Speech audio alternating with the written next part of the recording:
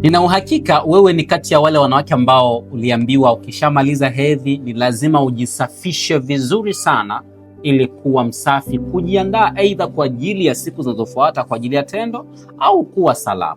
Lakini let me tell you, hivi unafahamu kwamba suala la kujisafisha kwa namna fulani baada ya hedhi kuisha inaweza ikaathiri uwezo wako wa kubeba ujauzito?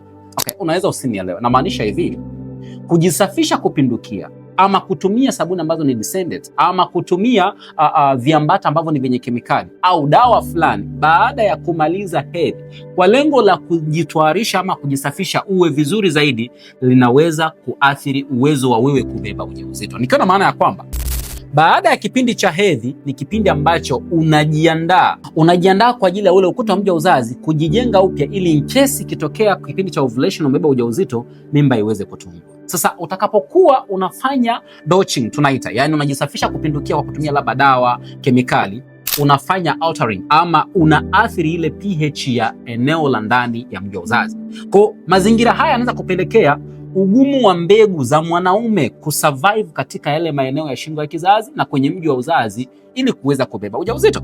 Lakini pia inaweza pia kuathiri uwezekano wa wale normal flora, vimelea ambao ni walinzi kule chini, wakashindwa kuwa kiwango halisi, wakashuka, na wanaposhuka inatengeneza uwezekano wa wewe kupata maambukizi.